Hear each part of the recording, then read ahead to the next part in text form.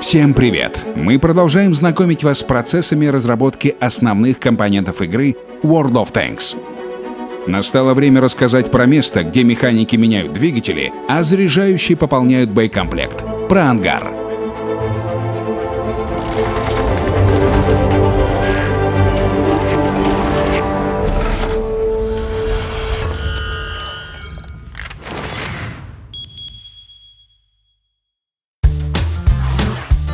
С появлением мира танков стало очевидно, что одними боевыми машинами и полями сражений наш виртуальный мир не ограничится. Ведь у каждого игрока должно быть свое личное пространство, где он бы покупал и обслуживал технику, обучал экипаж, в общем, чувствовал себя как дома. Это такой уютный домик для твоего танка.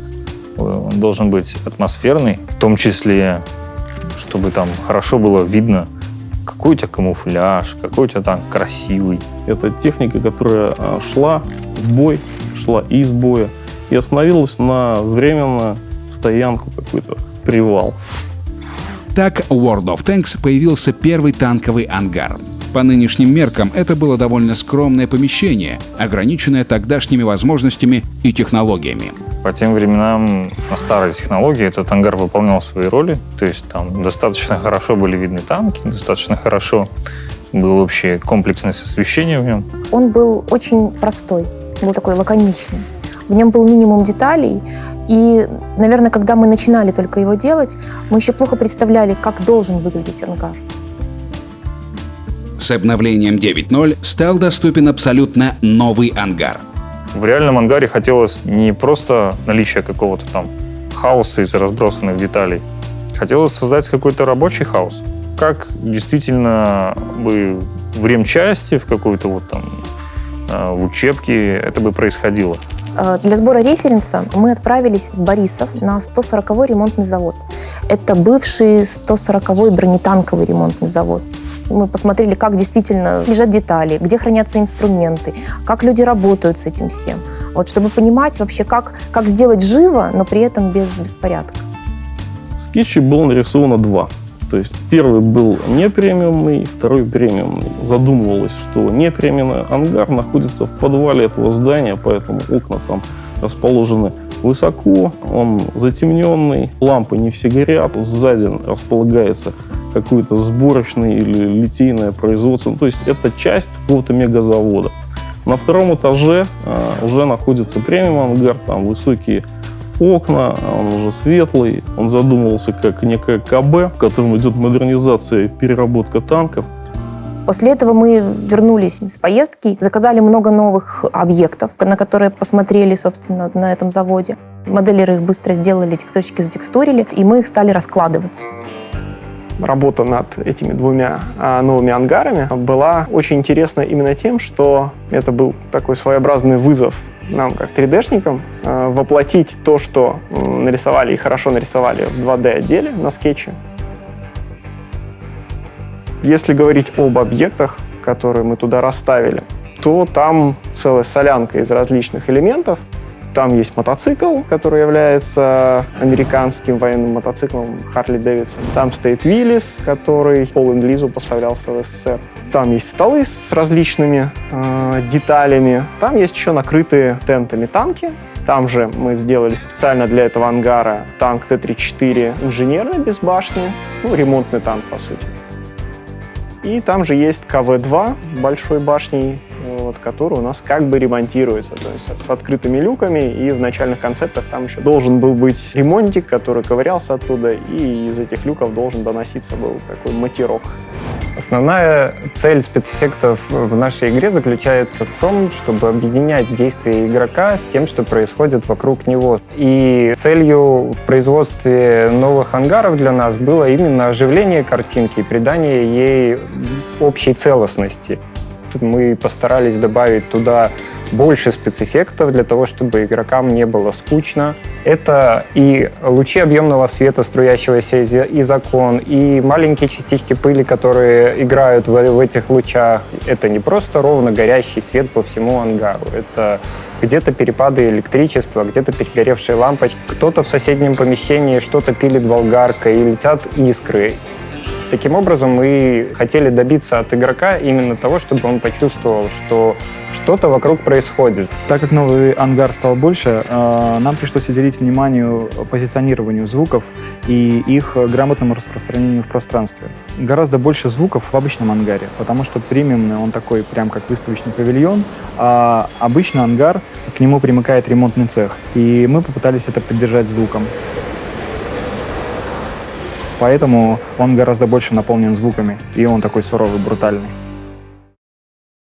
Скетч того ангара, который сейчас является премиумным, был сделан в начале лета 2012 года. То есть уже тогда он был готов как универсальный ангар, но, посмотрев на скетч, мы уже тогда поняли, что технологический уровень движка на тот момент нам не позволял его полностью реализовать. Модель освещения была недостаточно точной, не было там никаких отражений. Мы первый раз пробовали сделать реалистичное освещение для закрытого помещения.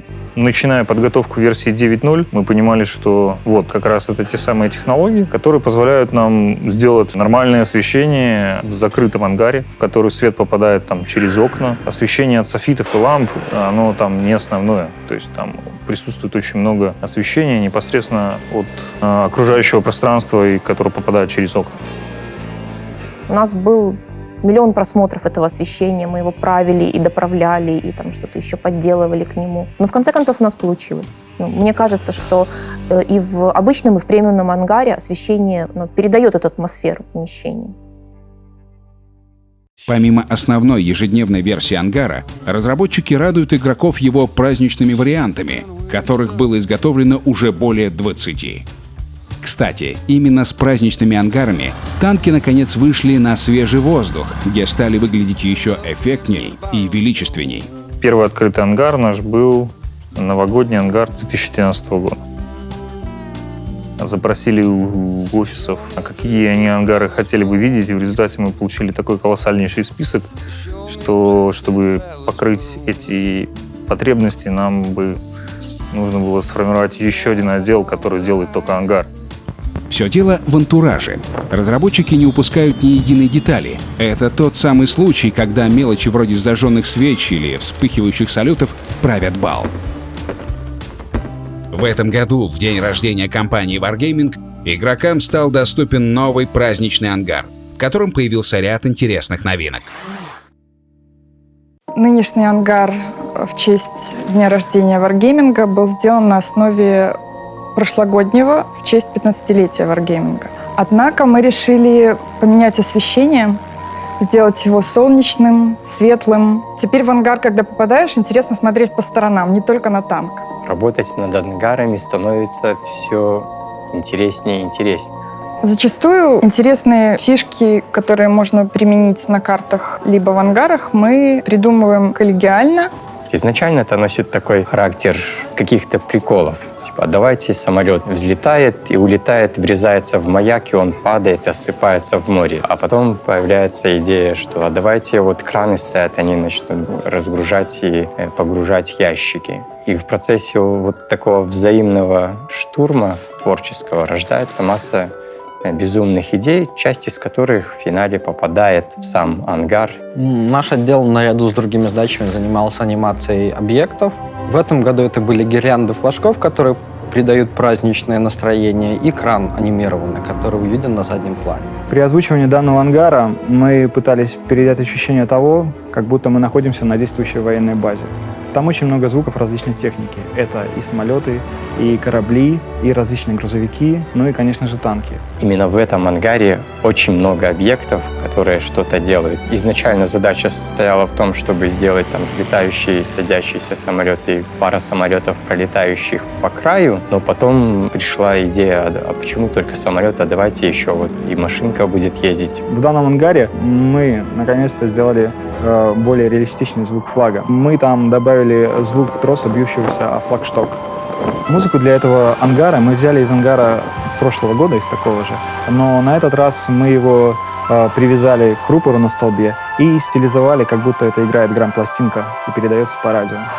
И вот эта единая атмосфера и плюс приятная озвучка такая, мне, например, она очень нравится, чем-то напоминает что-то из детства, когда мы лазили во всяких промзонах, гаражах, вот какой-то ветер гудит, где-то музыка вдали, и пыль метет, и индустрию вокруг.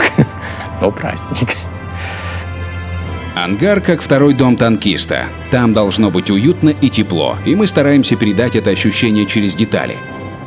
Флажки, развивающиеся на ветру, взлетающие самолеты, величественные корабли, музыка. Все это должно наполнить игрока ощущением праздника, верой в то, что следующий бой будет особенным и, конечно, победным. До следующей встречи!